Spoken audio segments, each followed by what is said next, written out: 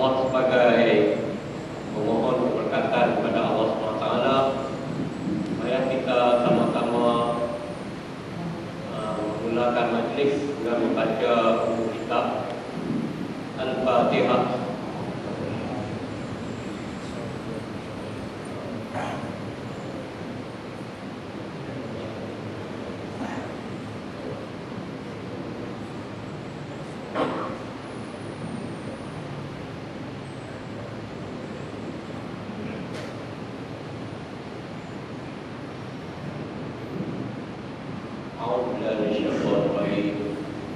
Bismillahirrahmanirrahim. Alhamdulillahirrahmanirrahim. Wassalatu wassalamu ala asyrafil anbiya wal mursalin wa ala alihi wa sahbihi ajmain. Yang berbahagia Al-Fadhil Ustaz Siddiq Nur, itu mudir daripada Ma'had Tahfiz Tiab Ruas Perak. Muslimin dan muslimat hadirin sekalian, Pertama-tama marilah kita memanjatkan setinggi-tinggi syukur kepada Allah SWT yang mana telah mengizinkan kita dan memberi kelapangan kepada kita untuk hadir dalam masjid ini dan sama-sama kita mendengar kuliah daripada insya-Allah daripada yang berbahagia Ustaz Siddiq Nur, yang mana berhubungkan dengan awal Muharram, iaitu tahun baru yang kita akan sambut dalam masa tak sampai seminggu lagi insya-Allah. Jadi marilah kita sama-sama menghayati penyampaian daripada Ustaz Al-Fadhil tadi, dan semoga kita diberkati Allah dan samping itu mendapat sedikit ilmu dan juga dapat kita amalkan dalam kehidupan kita setiap hari, ya Allah. Jadi dengan tidak melengahkan masa, saya menyebut Al-Fadhil Ustaz Siddiq Nur untuk menyampaikan kuliah beliau.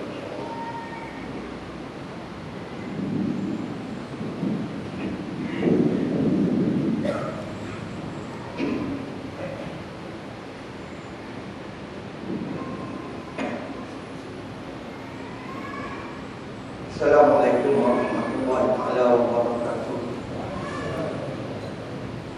Bismillahirrahmanirrahim. Alhamdulillahilladzi anzala ala abdihi kitaba wa lam yaj'al lahu iwaja. Shalli wa sallim ala hadzal nabiyil karim sayyidina Muhammadin wa ala alihi wa sahbihi ajma'in. Amma ba'd. Bagi seorang isi majlis, bagi imam, mesti tersebut terpasang masjid, seluruh hadirin hadirat muslim muslimat yang dirahmati Allah Subhanahu wa taala sekalian. Jadi sedang bulan kita akan melangkaui tahun baru Hijrah. Artinya tuan-tuan, kadang-kadang kita rasa masa berlalu begitu cepat sekali.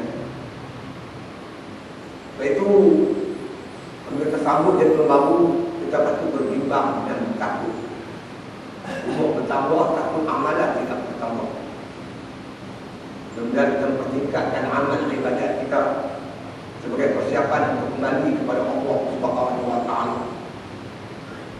Nabi Isa AS tuan-tuan mengingatkan kita, Ad-dunya salah satu ayam amsi mabuk ma biadika min syekh wa ghadan la tadri atudriku amla wa yawmun anta fihi faqaniku.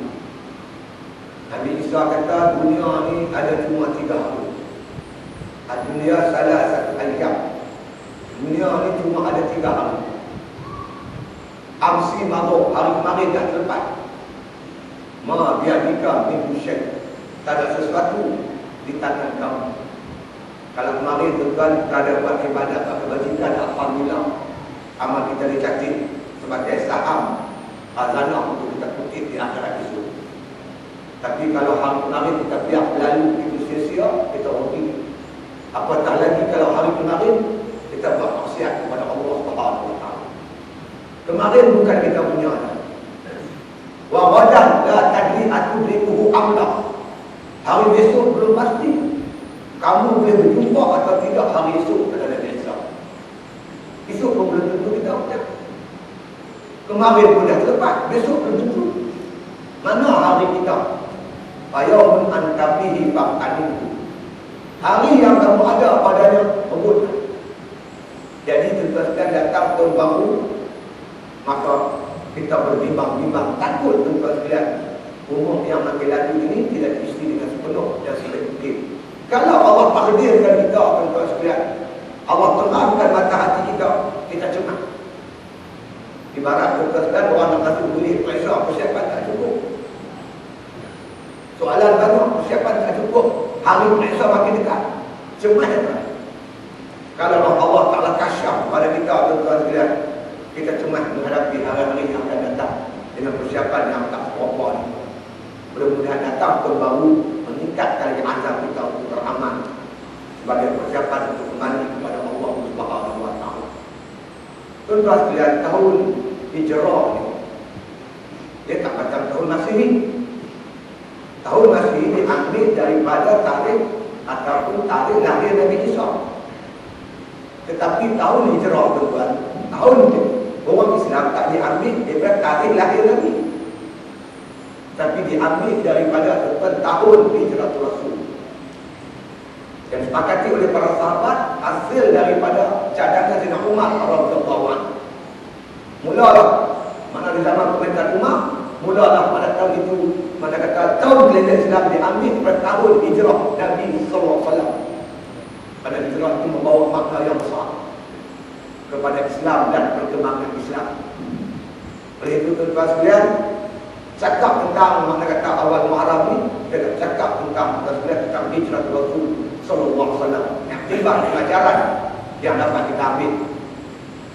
Tuan-tuan yang dirahmati sekalian, saya ketika mengerjakan haji tahun 2008, dia pergi perkembangan awal, pergi Madinah dulu. Kemudian bagi taklimat, dia tabung haji, besok lepas maghrib kita akan bertolak ke Mekah. Sepanjang perjalanan tuan-tuan daripada Madinah ke Mekah, semalam-malaman saya tak boleh tidur. Kita dengan dua lambat, bah ekor, merentasi padang pasir yang begitu luas dan jauh. Dan kata teringat Nabi SAW yang merentasi tuan-tuan sekalian padang pasir yang begitu luas, yang mula bergerak 1 Rabiul Awal sampai ke Madinah 12 Rabiul Awal. 12 hari tuan-tuan sekalian Nabi melintasi padang pasir. Tak ada salah satu pokok pun yang hidup Madinah. 12 hari berjalan di tengah panas untuk bawa Islam kepada kita. Kita jangan ingat tuan-tuan Nabi berhijrah dengan begitu mudah sekali. Keluar dari rumah, lepas ketepungan Quraisy, kemudian pula berlindung pula di buah Sur 3 hari di sana. Kemudian pula tuan-tuan keluar berjalan kaki, berjalan ikut jalan makna kata yang jarang orang lalui, ikut jalan tepi pantai yang dipandu oleh Abdullah bin Quraish. Dalam yang sama pula ada orang yang buru dia pula. Jadi tuan-tuan sekalian boleh bayang. Sebab itu tuan-tuan sekalian, apa kepentingan hijrah ini dalam sejarah perkembangan Islam? Kita janganlah jadi tuan-tuan seperti mana orang kata dapat letak pesaka. Tuan mati, buat kita mati, tinggal letak pesaka, tinggal tanah bulu-bulu. Kita tak pernah rasa susah payah macam mana nak dapat tanah tu. Tengah orang tak tahu ya, dia jual suka hati, dia guna suka hati. Tapi orang yang dapat tanah ni dengan susah payah, pecah tangan, beli orang kapok, buka hutan, macam mana dia tahu harga nilai tanah tersebut. Kalau kita ada zaman Nabi tuan-tuan, kita tengok macam mana susah payah Nabi dan para sahabat mewariskan Islam kepada kita, kita akan pelihara dan jaga Islam sebaik mungkin. Islam datang bukan seperti yang bulan datang bergolek. yang pipih datang melayang, tapi keringat darah air mata Rasulullah dan para sahabat radhiyallahu ajma'in. Itu mudah-mudahan tentang setiap kali sambutan hijrah kita bakar semangat umat Islam, biar rasa sayang pada agama ini. Dakwah-dakwah yang dirahmati Allah Ta'ala sekalian, kita tengok tuan-tuan, hijrah ini merupakan satu titik tolak yang cukup penting ke arah perkembangan Islam. Sebelum berlaku hijrah, Islam tak boleh berkembang dengan pesat, tak boleh berkembang. Lebih 10 tahun Nabi berdakwah, mana rumah yang Nabi tak ketuk, mana lorong Nabi tak masuk. Nabi ajak orang Palestin, orang tak mau, tak dapat sambutan. Tetapi tuan-tuan tengok, lepas saja Nabi hijrah ke Madinah, Islam berkembang dan begitu pesat sekali.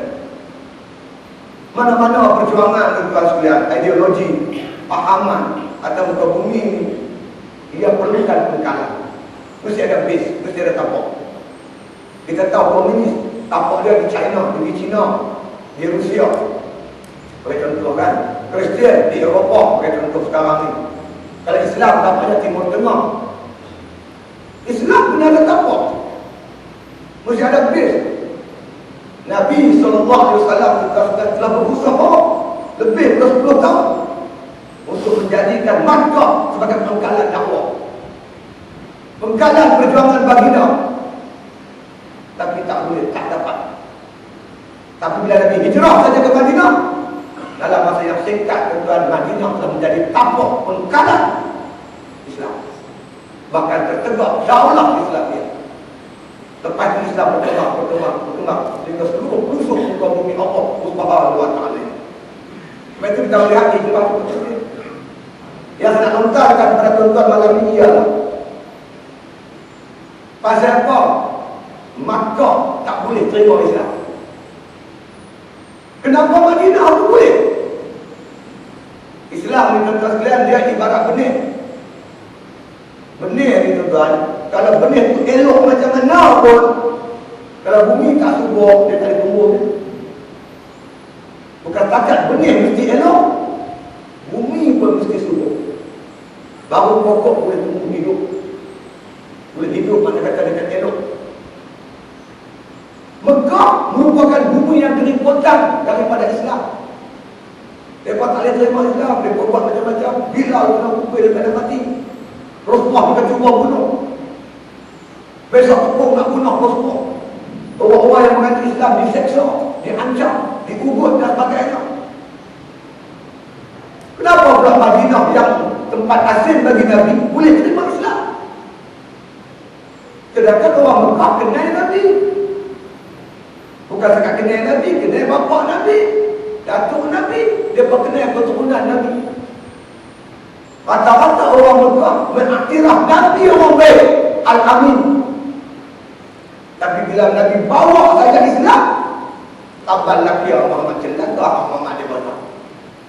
Bawa saja Islam, dia berserang Nabi. Berbanding pula dengan Madinah. Madinah ni agak asing dengan Nabi. Nabi bukan orang Madinah, orang Mekah. Ini orang jauh yang boleh terima Islam yang dibawa oleh Nabi SAW. Apa boleh jadi macam ni? Inilah tuan-tuan, mudah-mudahan kita ambil akibat dari hijrah Rasul ini untuk tuan-tuan kita tengok mati. Di Malaysia tanah hayat kita bersama lebih kurang, ada bumi Mekah, ada bumi Madinah. Lebih kurang dia punya infrastruktur dia lebih kurang saja tuan-tuan sekalian. Kajian ulama menunjukkan bahawasanya sebelum datang Nabi lagi tuan-tuan, orang Madinah dah tahu tentang Nabi. Dah tahu lah. Yang Allah gambarkan dalam surah As-Saff, wa iz qala Isa bin Maryam ya bani Israil inni rasulullah ilaikum musaddiqan lima baina yadayya min at-Taurat wa mubasysyiran bi rasulin ya'ti min ba'di ismuhu Ahmad. Ketika mana berkata Isa anak Maryam, wahai bani Israil, aku ni Rasulullah yang diutuskan kepada kamu. Aku datang untuk membenarkan apa yang ada dengan kamu yang kita tahu. Dan aku datang membawa kabar gembira akan datang seorang Rasul selepas aku, namanya Ahmad ataupun Muhammad. Bukan takat bagi tahu nama Nabi Muhammad, kusuk tubuh badan Nabi Muhammad, cerita detail tentang Nabi Muhammad. Bahkan ahli kitab itu kata Allah sebut allazina atainahumul kitab ya'rifunahu kama ya'rifuna abna'ahum. Mereka itu ahli kitab kenal kamu Muhammad macam mereka kenal, seperti mereka kenal anak-anak mereka sendiri. Jadi tuan-tuan sekalian, sebelum datang Nabi SAW, ulama-ulama Yahudi, ulama-ulama Nasara yang baca kitab Injil, kitab Taurat, yang mereka berada di bumi Madinah itu, mereka cerita pada Muhammad. Tak lama lagi seorang lagi nak mai. Nama dia Ahmad, nama dia Muhammad. Apa dia bini. Dia datang bawa bini. Sebelum Nabi Muhammad datang, kita cerita bab Nabi Muhammad kata saya berdua di muka bumi Madinah. Siapa yang bawa Muhammad? Iaitu ahli kitab. Tuan-tuan ingat kembali tentang apa berlaku pada Waraqah bin Nawfal, seorang yang menghafal kitab Injil dan Taurat. Darah kepada Khadijah binti Khuwailid. Apabila mana kata Nabi lepas terima wahyu jumpa Waraqah kata cerita satu. Apa makna kata yang kamu alami di Gua Hira? Nabi cerita satu persatu. Maka kata Waraqah bin Nawfal, itulah dia Namus, itulah dia Jibril yang pernah datang kepada Nabi Musa alaihissalam. Dan Waraqah kata, mudah-mudahan aku kembali menjadi muda, wahai Muhammad. Ketika mana kamu diusir dari kampung halamanmu, aku akan pertahankan kamu habis-habisan. Nabi kata, aku akan diusir. Maka Waraqah bin Nawfal kata, tak seorang pun Muhammad yang bawa macam kamu bawa illa mereka dia dimusuhi. Artinya cerita tentang Nabi Muhammad tersebar luas di muka bumi Madinah. Bila mereka datang saja ke Mekah, ada orang mereka dapat berita, ada orang mendakwa jadi Rasul. Begini-begini mereka datang jumpa Nabi dan tengok Nabi berdekat. Maka apa yang orang yang dicerita, apa yang ulama cerita ni, maka tugas dan benar seperti yang mereka lihat. Akhirnya mereka dengan cepat bersegera beriman kepada Nabi sallallahu alaihi wasallam. Itulah yang berlaku tuan-tuan sekalian, Bai'atul Aqabah. Dulu sebelum Nabi berhijrah, 22 orang daripada Madinah berbai'ah tuan-tuan sekalian di Mina untuk pertahankan Nabi bila Nabi berhijrah. Jadi ketika boleh kita buat kesimpulan tuan-tuan, Madinah ni punca sebenarnya sebab dia ramai tunggu, dia ramai ulama. Sebab itu mereka mudah terima Islam. Tapi Mekah, dia tak ada ulama, penyama yang banyak, kaki buang maksiat, minum arak, berzina, bunuh anak. Ini di Mekah. Mekah bukan bumi yang subur tuan-tuan sekalian untuk Islam. Tak subur. Sebab itu tuan-tuan, bila tuan-tuan tengok di mana-mana pun, kalau tempat tu banyak tu guru, ramai tu guru, banyak pondok, pusat pengajian agama, itu Islam akan berkembang dengan besar. Tempat yang tu guru tak ada, tu haru yang ramai, aduh, letih kita tuan-tuan. Saya ingat lagi tuan-tuan, ketika kita bawa hudud dulu, 10-15 tahun yang dulu, kita cerita bab hudud. Kalau kita datang ke pondok-pondok, termasuk di Baling ni, di Kupang, kita pergi cerita tuan-tuan di Baling Panjang, orang pondok semua faham lah bab hudud ni. Ni yang guru baca kitab Muslim Madri tu, dia kata, dia tu ni. Kita pergi tempat-tempat tuan-tuan sekalian yang pondok tak ada tempat cerita. Apa dia? Hud-hud. Ada kat ini kepala. Inilah yang disebut oleh Rasulullah SAW. Idza arada Allah bi qaumin khairan aktsara mughahahum wa aqalla juhalahum. Wa idza takallama al-faqih wajada ahwana wa idza takallama al-jahilu quhiru. Wa idza arada Allah bi qaumin syarran aktsara juhalahum wa aqalla fuqahahum. Wa idza takallama al-jahilu wajada ahwana wa idza takallama al-faqih quhiru. Sadaqa Rasulullah sallallahu alaihi wasallam. Nabi kata apabila Allah kehendaki satu kaum jadi baik, kalau Allah mahu masyarakat itu jadi elok, aksara fuqaha'ahum wa aqalla juhalahum. Allah akan ramaikan fuqaha, alim ulama, dan Allah akan sedikitkan si jahil. Tempat tu ramai tu, ramai ustaz nak mengaji senang. Kalau bukan ustaz pun dia faham dah mana halal, mana haram, mana betul, mana salah. Itu alamat tempat tu nak elok, kata Nabi. Suasananya jadi macam mana? Kata Nabi, idza takallama al-faqih wajada ahwanan. Bila si faqih bercakap, ulama bercakap, tok guru bercakap, cakap tok guru disokong. Kalau tuan-tuan tengok orang ramai sokong tok guru, itu tanda tempat tu nak elok. Wa idza takallama al-jahilu khuliru. Bila si jahil bercakap, ditendang. Orang tendang si jahil, orang sokong ulama. Itu alamat tempat tu nak elok lah, kata Nabi. Sebaliknya kata Nabi, wa idza arada Allah biqam syarran. Apabila Allah kehendaki satu kaum menjadi rosak, aksara juhalahum wa aqalla fuqaha'ahum. Allah ramai kat tempat tu si jahil. Allah sedikitkan tempat tu orang alim. Jahil tak mau mengaji, menuntut ilmu dia tak mau. Duduk bersila masjid dengan kuliah dia tak mau. Kalau dah jahil itu teruk lah. Jangan kita lupa tu kan, kalau kita jahil bidang akidah, kita tak kenal Tuhan. Tak kenal Tuhan bahaya betul-betul. Iman kita tak sah. Ittifaq ulama. Seluruh ulama mengatakan siapa tak tahu sifat yang wajib bagi Allah, mustahil bagi Allah dan patut bagi Allah, demikian juga Rasul, kata ulama Muslimin, maka dia tak ada iman, tak sah akidah lah. Sebab bukan iman ni percaya. Percaya iman pada makrifah kenal. Tak kenal percaya macam mana? Tak makrifah, tak kenal nak percaya macam mana? Tentu tak kenal orang, tentu nak percaya. Ayo pinjam 1,000. Tuan-tuan nak bagi pinjam ke 1,000 orang yang tuan-tuan tak kenal? Tuan-tuan tak bagi. Pasal apa tak bagi? Tak percaya kata sebab tak kenal. Kalau kenal, ayo belah. Tak kenal, pinjam 1,000. 2 pun boleh. 2 pun boleh bagi. Kita akan ditanya oleh malaikat dalam kubur, "Man rabbuka?" Siapa Tuhan kamu? Kalau kita tak kenal Tuhan boleh jawab. Kalau kita kenal kita boleh jawab. Assalamualaikum. Siapa arti imam masjid Baling ni? Tu imam ni ustaz soleh. Isteri dia ustazah Zubaida. Anaknya nama Mun, yang sulung, yang musuh nama Min. Dia jawab macam bersikap. Dia tak kenal jawab macam mana? Assalamualaikum. Siapa arti imam masjid Baling ni? Kalau tak silap saya, ada bola nak mampu.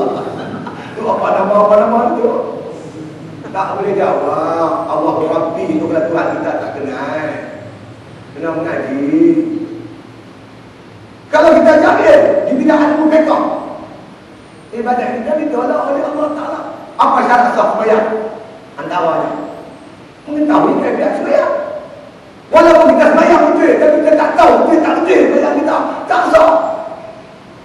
Dia mesti tahu yang dia tu betul. Betul jangan betul tak boleh. Betul dia tahu dia mengaji. Datanglah tuan-tuan sekalian, kepatuhan talabul ilmi fardhatun 'ala kulli muslim. Untuk ilmu itu fardu atas setiap Islam. Kemudian sahabat-sahabat sekalian, sebab itu kadang-kadang musuh-musuh Islam ni tuan-tuan, dia nak halang bangkitan Islam ni. Dia jangan bagi orang mengaji. Dia orang jahil apa? Wa minan nasi man yashtari lahwal hadith yudilla an sabilillah bi ghairi ilmin wa yattaqillaha huswa. Ulaika lahum azabun azim. Azabun azim. Di kalangan manusia ni kata Allah ada manusia yang sanggup membeli lahwal hadis. Kata ulama tafsir, penyanyi, penari, penghibur, untuk menyesatkan manusia daripada jalan Allah dengan kejahatan ilmu. Dia sanggup buat program hiburan sana, hiburan sini, biar orang tak datang mengaji. Kalau orang ramai mengaji, orang faham agama, orang akan tolak banyak, biar orang jahil pun tak apa, biar orang rosak pun tak apa. Sebab orang jenis macam ni tuan-tuan sekalian, bagi saya tak ubah daripada ulat kain. Tuan-tuan tahu ulat kain. Ulat kain ni apa tak mana tengok, aku biasalah tengok sebab saya sekolah rendah dulu macam tu, jamban tu kain pakai kutung angkat. Dekat pakai pak. Bila tahi banyak tuan-tuan, ulatnya banyak. Lagi banyak tahi, ulat tahi lagi besar-besar ibu kaki kita gini-gini. Ulat tahi tuan-tuan, dia subur dalam tahi.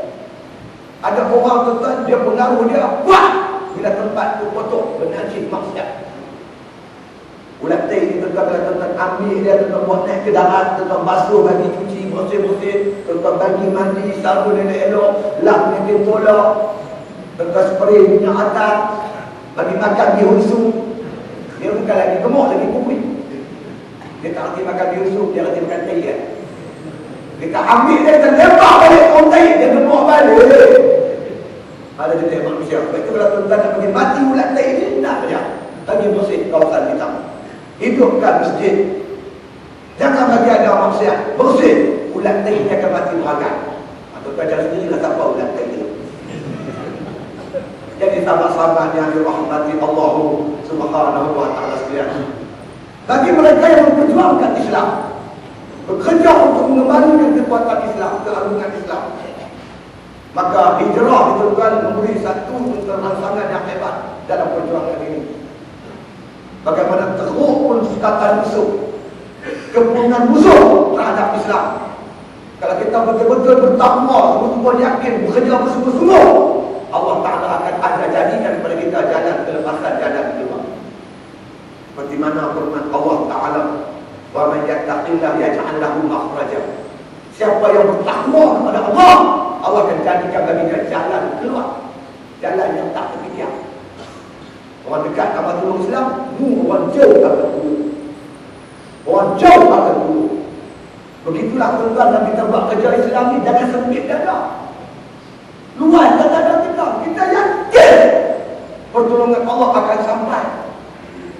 Sebab itu tuan-tuan sekalian, Imam Ghazali rahimahullah ta'ala dalam kitabnya Minhajul Abidin, ketika tuan-tuan sekalian mengulas soal takdir Allah pada apa, kita redha dengan takdir. Imam Ghazali kata takdir ada dua. Pertama takdir bersyarat, yang kedua takdir tak bersyarat. Takdir yang tak bersyarat itu tuan, mati. Mati mana ada syarat? Tuan-tuan pernah jumpa ayat Quran, bila mati Tuhan letak syarat. Syarat mati tak makan ubat. Syarat mati tak jumpa doktor. Hang jumpa doktor pun nak mati, dia mati. Doktor pun mati. Doktor yang kita jumpa pun mati, kita yang jumpa doktor pun mati.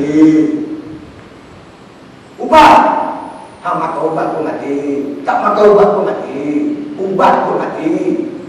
Ubat mati tuan-tuan. Ada orang tadi kepada saya, Ustaz, ubat mati. Saya jaga stok ubat 10 tahun. Semua ubat yang saya tengok, semua ada tarikh mati. Dia panggil due atau expired. Ubat pun mati, orang berubat mati. Fa idza jaa ajaluhum la yastakhiruna sa'atan wa la yastaqdimun. Bila datang ajal seorang tu, Allah tidak percepatkan, perlewatkan sesaat, Allah tak percepatkan walaupun sesaat. Dan kita hikam Syekh Al-Qur'an kata apa? Ma min nafasin tubdi illa walahu khadamun bika yudhihi. Tak ada satu nafas pun yang akan menghembuskan, kata Syekh Al-Qur'an, melainkan setiap nafas itu ada takdir pada azal. Mak kita beranak main kat kita, Allah dah siap dah banyak mana nafas kita nak pakai sepanjang hidup kita. Siap dah. Nafas ni tambah ada, kurang pun dah. Banyak mana hanya Allah yang tahu nafas kita. Tetapi yang tentunya nafas ni tak bertambah. Itu banyak tu lah. Kurang ada sebab hari-hari makan. Banyak mana tuan-tuan kita pakai nafas. Kata ulama sufi tuan-tuan, satu hari kita bernafas 24,000 kali. Naik turun nafas kita ni 24,000. 2 hari 48,000. 3 hari 72,000. 4 hari 96,000. Umur saya 60 tahun. Tuan-tuan ambil kat kereta, tuan-tuan petik tengok berapa banyak nafas saya pakai. Berasap kat kereta. Banyak ada pakai tuan-tuan. Pakai 3 kaki sikit ada. Sebab itu kita bila tua-tua ni, kita berlari penat, nafas tinggi-tinggi. Masa muda, halal yang benar dia tak tahan. Sebab dia dapat dia masih hidup. Dapat kita ke situ. Kita akan bertemu dengan satu hari, masa ketika yang dinamakan hembusan nafas yang terakhir. Kita akan mati. Kita akan mati. Baik itu sahabat-sahabat, tuan-tuan yang dirahmati Allah Subhanahu sekalian. Fahamlah kita bahawasanya Islam berkembang di Madinah. Kerana tuan-tuan sekalian, di sana banyak para alim ulama. Di Mekah tak diterima Islam kerana di sana tak ada ulama, orang jahil yang kami. Baik kita yang berjuang Islam, kita yakin tuan-tuan sekalian yang hijrah ini Allah akan beri laluan kepada kita. Laluan untuk kemenangan Islam, yakinlah. Sampai sangka tuan-tuan di Mesir. Di Mesir tuan-tuan dahsyat, ikhwan kena tendang, dahsyat sungguh. Mereka pun tak nampak bayang-bayang nak menang, nak jatuh di bawah tu. Tak nampak. Kalau tuan-tuan buka internet sekarang, tuan-tuan dengar macam-macam cerita. Ada seorang itu tuan-tuan anak muda. Dia balik daripada mengundi masa Husni Mubarak bertanding. Sebelum dia dijatuhkan, dia dapat 95% undi presiden. Dia dapat 95. Kalau 100 dia dapat 5. Orang dia dapat 5 saja. Anak muda ni tuan-tuan bila dia balik mengundi, mak dia tanya dia, "Hang ni apa?" "Saya mesti pembangkang, mohon." "Hang nak apa?" "Saya lagi pun dia cakap, "Ah, betul ke mak?" "Tahulah, hang balik, pergi balik dekat SPR tempat mengundi, apa betul balik undi hang tu." Dia pun bila balik tempat mengundi, tuan-tuan, dia jumpa pengundi SPR itu. "Apa hal?" Dia tanya. "Saya silap tuan. Saya sebenarnya tadi nak palpah Husni Mubarak. Saya tersilap di palpah pembangkang." "Habis? Naik balik atas itu nak apa betul?" Kata SPR, "Jangan bimbang. Saya dah apa betul." Bukan hang seorang aku apa betul. Semua aku apa betul. Itu penjatuh tuan. Bila Allah kehendaki. Sebab itu saya kutuk rahimahullah ta'ala sebelum digantung 63 tahun dulu tuan. Oleh Jamal Nasir. Antara lain dia berkata tuan, "Al-zulumu qad yatulu walakinnahu la yadum. Al-haqqu qad yadhubu walakinnahu yantasir." Kezaliman itu walaupun mengambil masa yang panjang, walakinnahu la yadum, dia takkan kekal. Al-haqqu qad yadhubu walakinnahu yantasir. Kebenaran itu walaupun lama, akhirnya pasti diberi kemenangan oleh Allah Subhanahu wa ta'ala. Ini hijrah mengajar kita. Macam mana sempit pun Allah Ta'ala insya-Allah kalau kita buat betul-betul Allah akan buka jalan. Baik itu kata Imam Ghazali, takdir ada dua. Pertama, takdir tak bersyarat, mati. Yang kedua, takdir bersyarat. Apa dia? Seperti kemenangan, bantuan daripada Allah. Ada syarat. Intang semua yang sungguh. Kalau kamu tolong agama Allah, Allah tolong kamu. Wala yansuranallah man yansuru. Innallaha laqawiyyun aziz. Nescaya Allah akan menangkan mereka yang menolong agamanya. Sesungguhnya Allah amat kuat dan maha perkasa. Wallazina jahadu bina lanahdiyannahum subulan. Siapa yang bersungguh-sungguh di jalan kami akan tunjuk jalan. Jadi ini yang tuan-tuan sekalian, Allah letak syarat. Walaupun Tuhan dah takdir pada azali, Islam akan menang. Tetapi tuan-tuan sekalian, Tuhan letak syarat, kamu kena buat kerja. Rasulullah telah bekerja bersungguh-sungguh dengan para sahabat. Maka Allah telah buka jalan kemenangan untuk Rasulullah dan para sahabat radhiyallahu ajma'in. Islam mesti menang. Orang tanya saya, bila nak menang? Tak menang pun. Saya kata bukan tak menang, tak menang lagi. Mana asal sini tak sampai? Bukan tak sampai lagi. Tadi telefon dia sudah terbang lah. Bukan tak sampai lagi. Islam bukan tak menang lagi. Sawabul himami la tahliqu aswar al-aqdam. Ini kita hikam. Saya berapa ingatkan kita mendahului hikmah. Cita-cita yang tinggi, pasangan yang rapi takkan mampu merobohkan kota takdir Allah SWT. Allah dah takdir pada azali Islam akan menang. sahabat macam mana lah bila dikehendaki oleh Allah. Bila nak menang, jangan tanya saya, tanya lagi Syekh Al-Qatar, buka kitab. Apa kata Syekh Al-Qatar? Islam menang bila? Fil waqtil ladzi yurid, la fil waqtil ladzi turid. Pada waktu yang Allah tentukan, Allah kehendaki, bukan waktu yang kamu kehendaki. Ini rahsia Allah Taala. Kemenangan itu pasti bila itu rahsia Allah Subhanahu wa taala. Oleh itu tuan-tuan sekalian, peristiwa hijrah ini banyak tuan-tuan sekalian memberi rangsangan kepada orang kerja Islam. Tuan-tuan boleh bayangkan ketika tuan-tuan sekalian Nabi sedang menuju ke Madinah, diburu oleh Suraqah bin Malik. Hamba yang pulang 3 kali. Dekat nak sampai, boleh tangkap jadi kuda Allah itu. Bila Nabi kejauh, dia hambat lagi 3 kali. Last kali Nabi tanya. Nabi tanya, aku boleh tak nak dapat pampasan ataupun tawaran hadiah 100 ekor unta? Nabi kata, nak aku bagi kamu satu hadiah yang lebih hebat daripada itu. Iaitu gelangnya Raja Parsi. Gelang kebesaran Raja Parsi. Raja Parsi ni tuan-tuan, dia ada kebesaran dia, gelang. Macam kita di sini tuan-tuan, kebesaran dan Tuan Agung Tengkolok tulis panjangnya. Jadi kalau hang nak ambil Tengkolok Agung, hang nak ambil keris panjang Agung, hang dah jatuhkan dulu Angkatan Tentera Malaysia ni. Baru boleh ambil Tengkolok Agung tu. Artinya tuan-tuan sekalian, nak ambil gelang kebesaran Raja Parsi ni, hang kena tumbangkan dulu Parsi. Parsi ni tuan-tuan kuasa dunia ketika itu nombor 2 setelah Rom. Amerika Rusia orang ni. Tapi Nabi tuan-tuan sekalian, maka kata dia berjanji kepada Allah bin Nawfal bagi tahu satu hari Parsi akan tumbang di tangan umat Islam. Ketika Nabi hijrah, betul Parsi tumbang. Kalau ada orang tak yakin dengan Islam ni, kata tak boleh hijrah lah. Dia tak yakin dengan Islam. Tak boleh lah, tak boleh Islam. Tapi apa yang boleh?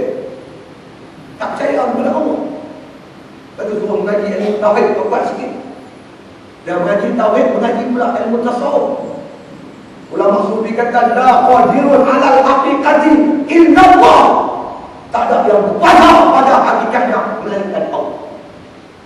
Baik tuan-tuan, kita yakin insya-Allah satu hari Islam akan diberi kemenangan oleh Allah Subhanahu wa taala seperti mana Allah pernah beri kemenangan kepada umat terdahulu yang dipimpin oleh Nabi kita SAW, generasi yang dinamakan generasi hijrah. Masya-Allah. Sahabat-sahabat, tuan-tuan yang dirahmati Allah Taala sekalian. Saya nak baca sedikit doa yang dibaca oleh Nabi ketika Nabi berhijrah. Ini terkandung dalam Al-Quran. Wa qul rabbi adkhilni mudkhala sidqin wa akhrijni mukhraja sidqin waj'alni min ladunka sultanan nasir. Kata oleh Muhammad, ya Allah ya Tuhanku, masukkanlah aku ke tempat masuk secara benar, keluarkanlah aku ke tempat keluar pun secara benar. Jadikanlah aku ini ya Allah di sisimu kekuasaan yang membantu. 3 Nabi minta Allah. Rabbi adkhilni mudkhala sidqin. Ya Allah ya Tuhanku, masukkanlah aku ke tempat masuk Madinah ni secara benar. Pi Madinah bukan bahasa Indonesia. Pi Madinah bukan macam kita tuan ditukarkan, dihijrahkan. Pi Belda dapat tanah panjangan. Bukan kerana naik pangkat. Masuk dengan tujuan agama Islam. Untuk menegakkan Islam, mempertahankan Islam, mengembangkan Islam. Wa akhrijni mukhraja sidqin. Keluarkan telah aku dari tempat keluar secara benar. Keluar Madinah bukan daripada Mekah, bukan sebagai pengecut, penakut, pelarian. Tuan-tuan pernah baca buku Nabi Muhammad sebagai pelarian? Tak ada. Bukan lari untuk setapak, untuk membentuk kekuatan. Kalau lari itu merah. 8 tahun lepas itu Nabi datang, bawa tuan-tuan sekalian kekuatan, menawan kota Mekah, membebaskan Mekah. Membebaskan Mekah. Bila Mekah bebas, dipanggil Fathul Makkah. Bukan jajah Mekah, buka kota Mekah. Iza ja'a nasrullahi wal fath. Bila berlaku pembukaan kota Mekah, bila berlaku datang kemenangan, pertolongan daripada Allah, wal fath. Inna fatahna laka fatahan mubina.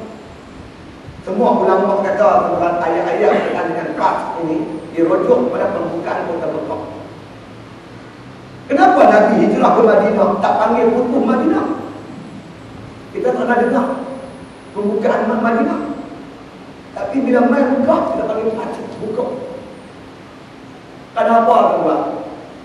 Walaupun Islam, bila Nabi hijrah ke Madinah, dah tertegak negara Islam, ada perlembagaan Islam, sistem pemerintahan Islam di Madinah. Tapi Mekah kacau. Mekah dia kacau lah tuan-tuan. Woi, tak ada habis. Mekah kacau. Kalau Madinah tu ada betul besar, Mekah nanti besar satu lagi. Kalau Madinah tu ada JKT, dia boleh JKT satu lagi. Sampai Madinah tak aman. Tak aman tuan. Hingga menyebabkan tuan-tuan orang nak pergi berdagang ke Madinah, dia serang. Kacau tuan, kacau. Mekah kacau. Lepas tu Nabi bina dalam masa 8 tahun kekuatan di Madinah. 8 hijrah. Bawa hijrah. Tawan kota Mekah. Baru aman. Lagi Mekah tak ditawan, tak matulah. Sebab itu kita pun kena faham sama. Tak cukup kita kata terjaya rumah juga. Tidak ada kacau. Tak faham, dia faham. Jadi sahabat-sahabat yang dirahmati Allah Subhanahu sekalian, memberi arti dan makna tuan-tuan sekalian, Nabi bukan pelarian, Nabi bukan pemicu dan takut. Orang tanya saya, kenapa Nabi buka keluar secara bersembunyi? Nabi nak ajak kita strategi dalam buat sejarah. Dia ada strategi, hijrah penuh diatur dengan strategi. Nabi bapa pergi berlindung di bawah sur dan diatur strategi. Anak Sayyidina Abu Bakar radhiyallahu anhu berkata, Abdullah bin Abu Bakar dilantik dengan special branch. Dia pergi dengar isi di Mekah apa cerita. Malam-malam dia abang kapok dia dalam gua begini. Ada peraturan diberi kepada Asma binti Abu Bakar. Masak makanan, kemudian hantar makanan. Kemudian untuk menyerukan musuh, dia berbelah pula kambing di kaki buah sur itu. Macam-macam strategi dia buat. Bila dah agak reda semua begini, baru Nabi keluar pelan-pelan. Jadi bukan Nabi takut, tetapi tuan-tuan mengajak kita kerja. Kita mesti ada tanzim, gerak kerja, organisasi secara strategi dalam kerja kita. Inilah ajaran daripada hijrah Nabi kita Muhammad sallallahu alaihi wasallam. Nabi kata lagi dalam namanya waj'alni min ladunka sultanan nasir. Jadikanlah aku ya Allah di sisimu sultanan nasir, kekuasaan yang membantu. Nabi minta kuasa apa? Nabi minta kuasa power. Ada orang bukan dia kata Islam ni dakwah saja. Kalau dakwah di Mekah Nabi boleh dakwah. Cukup ya. Kalau Islam tu sembahyang di Mekah pun Nabi boleh sembahyang. Islam tak cukup tuan. Sebagian besar hukum-hukum Islam ni tuan tak dapat dilaksanakan tanpa kuasa. Sebab itu Al-Imam Ghazali rahimahullah ta'ala tegaskan kitabnya Ad-Dinu Usul Was-Sultanu Harisun Fama la usalahu famahdumun Fama la harisalahu fadha'imun. Agama itu asas. Pemerintah kuasa sebagai pengawas. Sesuatu yang tidak ada asas, dia akan hancur. Sesuatu yang tak ada pengawas, dia akan terulang-ambing. Kalau kita tak ada kuasa, kita cuma boleh bercakap saja, boleh baca kitab di pondok, mencuri potong tangan. Nak potong tak boleh, tak ada kuasa. Orang berzina, orang menuduh orang berzina, sebagian besar bukan hukum bodoh, tak dapat dilaksanakan tanpa kuasa. Bukan setakat itu tuan-tuan sekalian, Islam ni kita yang menjadi umat yang kuat. Kenapa kita jadi umat yang mulia? Kuntum khairat ummatin ukhrijat linnas ta'muruna bil ma'ruf wa tanhauna 'anil munkar wa tu'minuna billah. Kamu kata Allah umat yang terbaik yang pernah Allah angkat di kalangan manusia. Kenapa kita jadi umat terbaik? Ta'muruna bil ma'ruf. Ta'muru bukan ta'muru. Ta'muru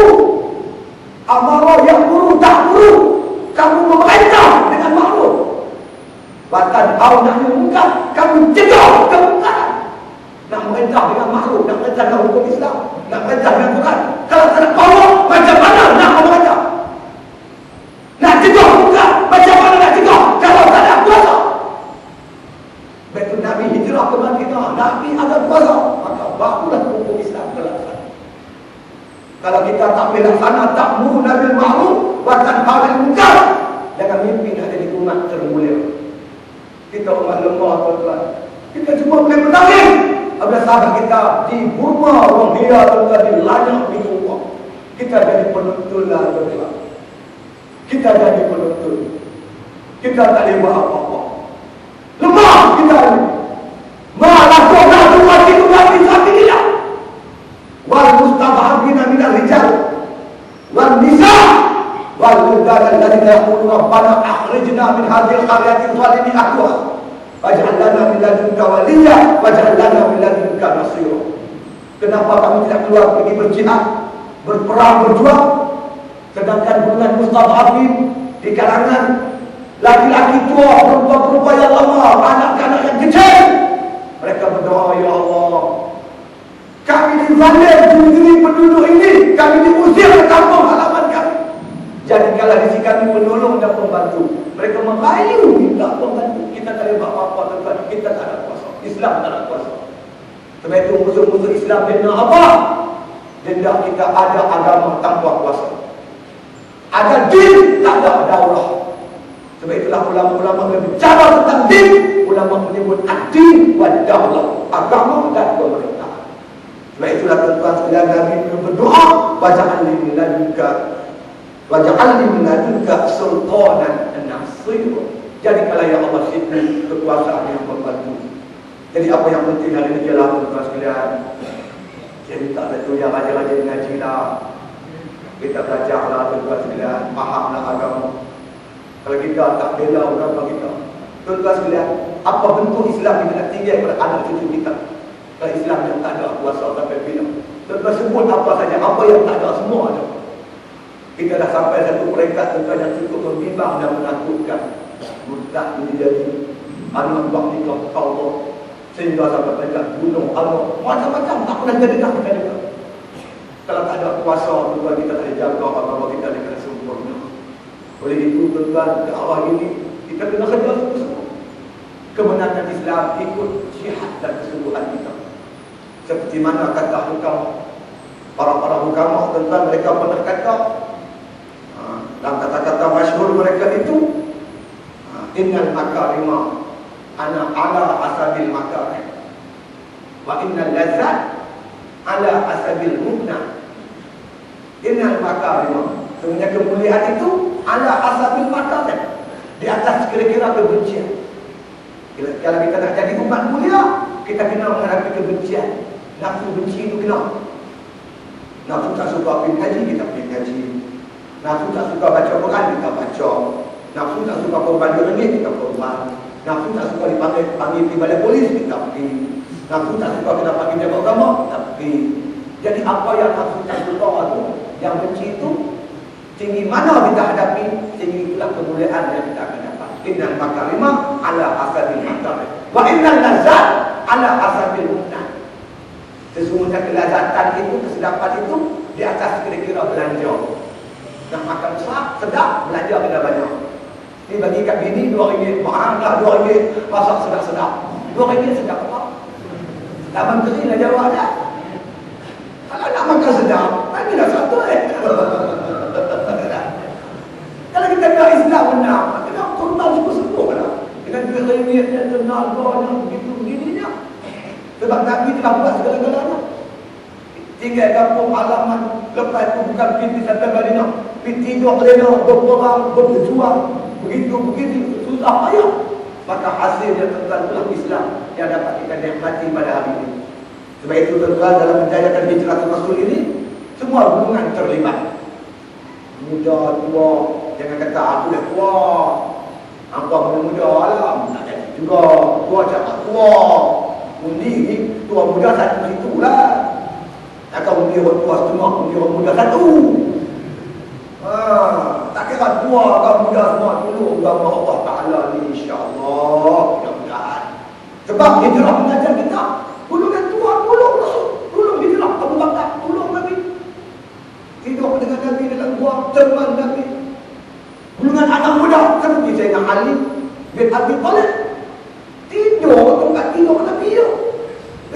Kalau silap gaya, silap baru bulan, mati hari. Lepas sepupu-sepupu dia nak tikam dah. Ada kawan kata kita nak bunuh orang, dia kena tengok muka. Dia nak tengok Ali.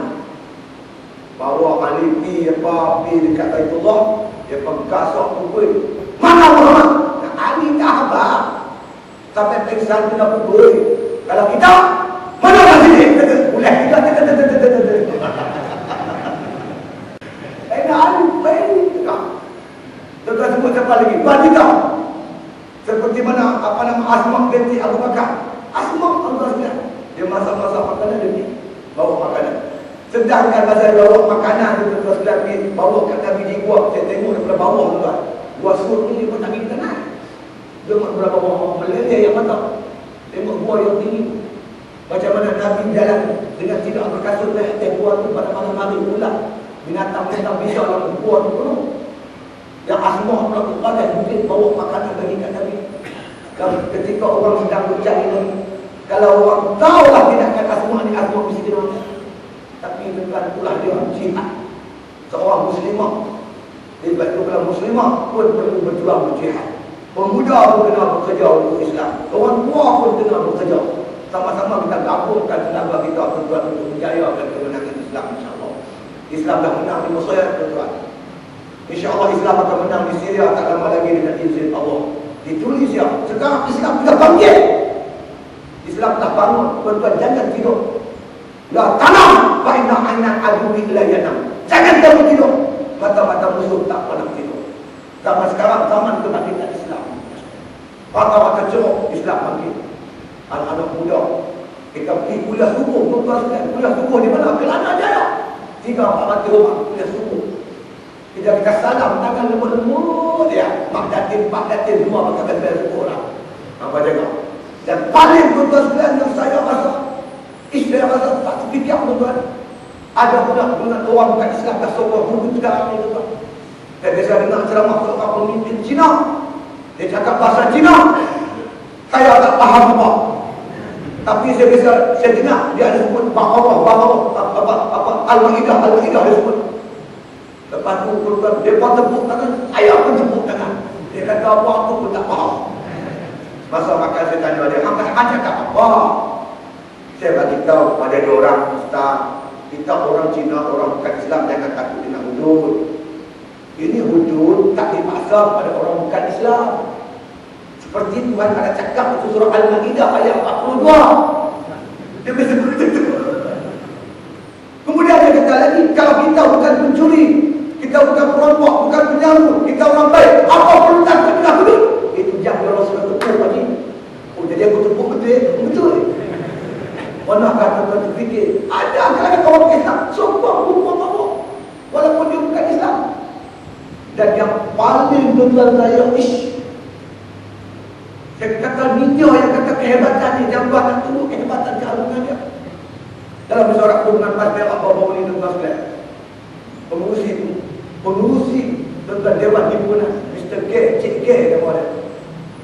Dalam ucapan penangguhan kita dia cakap, saya kata saya minta lah para alim ulama tolonglah dia kata tarbiyah kita orang. Kita orang bukan Islam, tak faham Islam. Tolong tarbiyah kita. Tuan-tuan boleh, saya kata betul ya ni. Orang bukan Islam minta ulama ni tarbiyah mereka. Saya dengan pengurusi negara tarbiyah dia ulama kata pasal tercapai. Dan goblogan kami nak buat mesyuarat dengan orang Islam ni. Kami nak bincang bacaan kaedah dan cara kami nak menyampaikan Islam kepada mereka. Bukan kita bicara dia minta kita. Allahu Rabbi ya Karim. Ketika saya masih hidup dengan saya boleh lihat dalam mata kepala saya bahawasanya orang-orang Islam yang Islam dah mula mahu kepada Islam, masya-Allah. Tapi kita nak macam mana? Dia sebut Cina tapi aku malak. Oh, Cina malak ha? Kita tak malak pasal kita ni. Saya sikit pengalaman tuan-tuan. Pengalaman Tuan Aziz pasal lawan di Cina. Mula-mula menjadi muslim satu. Saya dimaklumkan sampai-sampai di sebuah masjid di Cina tuan-tuan. Tu imam masjid Cina dia bagi salam dalam bahasa Arab dan dia tanya, "Wei mu'alaf bila sampai?" Terkejut tu guru tuan-tuan. Macam mana Cina panggil aku mu'alaf? Di Malaysia, kita Melayu panggil Cina mualaf. Pasal apa panggil aku mualaf? Sebab hangpa baru masuk Islam. Orang Melayu masuk Islam zaman para Meswara 1402. Kami Cina masuk Islam zaman Osman bin Affan 600 Masihi. 1400 kalau 600 berarti tuan 800 tahun Cina Islam baru Melayu Islam, Melayu mualaf pada muka. Oleh itu tuan, negara kita berbilang bangsa, berbilang agama Cina, India dan sebagainya tak jadi penghalang untuk kemenangan Islam sekiranya dikehendaki oleh Allah Subhanahu wa taala. Dan pada ceramah di panjang tuan, sebab itu saya pendekkan ceramah saya, cuma mengajarlah kita semua main buat kerja lah tuan. Banyak kita hijrah. Kita hijrahkan diri kita, rumah tangga kita, masyarakat kita dan akhirnya negara kita bergerak untuk bidang masing-masing. Saya boleh cakap tentang kena ada duit, ada mana pula ada kuasa, orang dia ada pengaruh, gunakan seluruh anugerah Allah kepada kita untuk menghijrahkan negara kita ni hingga terdaulat peraturan dan hukum hakam Allah Subhanahu wa taala insya-Allah. Seperti mana maklum itu muslim tuan, saya ada sedikit kerja, sedikit ceramah, ada buka sekolah sikit. Jadi ada buat sedikit projek ekonomi tentang belakang pengembangan jualan tu. Ini semua kepada orang Islam lah. Ada juga antara yang kita proses sendiri. Cuma nak promosi juga dua saja. Yang pertama saya nak promosi, saya ada bawa kalender di mana ulama di Perak. Ulama ni nak cari di macam mana dia buat kalender lah. Jadi kita belilah satu rumah RM5 lah untuk dewan ulama beli. Kita gunakan juga kalender dia selalunya kita gunakan untuk kita bergerak menjadi seluruh mana kata aktiviti kita sepanjang tahun insya-Allah. Yang kedua juga saya bawa satu jenis herba yang saya namakan ini King Herba. Bukan saya buat, saya bagi kerja. Yang buatnya Tuan Haji Anwar daripada Perlis. Saya ada beramal tuan dengan herba ni lebih daripada 5 tahun. Ada 2-3 perkara tuan yang berlaku pada diri saya beri kesan yang cukup baik positif. Kemudiannya akhirnya bila saya makan jadi elok, bagus. Saya ambil mana kata satu sikap ataupun satu tindakan jadi pengedar pada herba tersebut. Jadi tuan-tuan sekalian, yang pertamanya dia cukup mudahkan kita membantu kita buang air kecil, buang air besar. Tuan-tuan pagi minum dia satu butir air cawan. Lepas tu tuan-tuan minum tidak payah subuh. Saya lagi keluar masjid kena bagi canai air semua. Lepas sejam tu rasa nak buang air, mau rasa kuat, dia orang kecil rasa lawan. Yang kedua tuan dia membantu kita memecahkan beluk. Pecah lemah, kita buat kerja cangkir sikit, cerah-cerah yang beluk keluar. Bagi diri saya sendiri tuan, dulu ada penyakit puasir. Penceramah ni rata-rata ada puasir. Tapi alhamdulillah, dalam masa sehari 2 hari minum tu dia mula memberi kesan, dia mula mencuri. Kalau habis sebetulnya tuan sekalian, bila habis puasir tu sampai lah tak ada. Tetapi yang paling ketara untuk diri saya tuan-tuan pasal yang biasa dengar bila saya 3 tahun sebelum ni. Dulu saya rajin pergi memalik 3 bulan. Jadi 3 tahun sebelum ni saya kalau mengajar pasal guna curi mata. Saya ceramah pun pasal guna curi mata. Jadi yang boleh menyebabkan mata saya pakai curi mata itu sebab saya ditahan ISK pada tahun 88 hingga tahun 93. Ketika duduk dalam sel tuan-tuan di komuniti itu lampunya tak terang. Saya rajin baca kitab. Jadi mata saya dah tak boleh baca kitab dengan tak guna curi mata. Bebas saja ISK, saya terpaksa guna curi mata tahun 93. Tapi 3-4 tahun yang lepas tuan, yang abang yang baru ni, alhamdulillah dengan izin Allah Taala, saya boleh membaca kitab tanpa lagi perlu gunakan cermatan izin Allah. Ini di antara keberkatan herba tersebut. Tapi cukup mustajab untuk batu karang. Kalau tuan melihat penyakit batu karang, tak usah laser dulu lah. Try lah minum dulu insya-Allah. Paling lama 3 hari lah tuan biasanya. Batu tu akan keluar, dia hancur macam tepung keluar. Dia keluar dua cara, berarti berak dan benci. Berak ni payah nak trace. Tapi teh payah lah. Tapi benci senang. Tetap benci dalam penapis kopi. Tetap tengok tukar putih. Apa tepung, dia jaga apa batu tu jadi macam tepung. Tukar putih dalam penapis kopi. Kalau benci mana darah tinggi, biasanya dia berkesan kira-kira dalam masa seminggu. Inilah paling tak seminggu lepas tu bila cek. Kalau kita gula biasa dah sampai tuan sekalian 20, biasa dia turun sampai 6 atau 7 insya-Allah. Ini juga tekanan darah tinggi kau dan sebagainya lah. Apa tengok tadi betul itu Nak bicara tadi. Tapi isteri saya bagi tahu untuk muslimat membantu perjalanan haid bagi teratur elok insya-Allah. Yang lebih elok lagi lepas bersalin lipat dapat lipat. Lepas bersalin itu masya-Allah darah keluar kotor tidak banyak sekali insya-Allah. Jadi tuan kalau di pasaran tetapi jenama lain lah harganya tak kurang 35 ke 40. Tapi saya cuma 25 lah insya-Allah. Dapat umur sikit bantu tolong insya-Allah. Jadi tentang berhajat silalah. Jadi saya ucap terima kasihlah bila pertama kali saya mana kata beliau berceramah di Bali ini. Mudah-mudahan kita sekalian menjadi dapat pahala untuk kita bersama. Jangan lupa membuat tanggungjawab kita bersama. Seperti mana sabda Nabi SAW, anta ala sabratin min sururil Islam wala yutiyanna min ribani. Kamu berada di satu penjuru daripada penjuru Islam. Jangan kamu izin Islam diserang untuk kamu. Jangan biar Islam dikalah di depan kamu. Tetap berada di Bayu, di Parlimen Balik, di negeri Kedah. Tetap tanggung jawab memenangkan Islam di negeri Kedah, di Tun Bayu dan juga Parlimen Balik insya-Allah. Wallahu a'lam billahil taufiq. Wassalamualaikum warahmatullahi taala wabarakatuh. Takbir!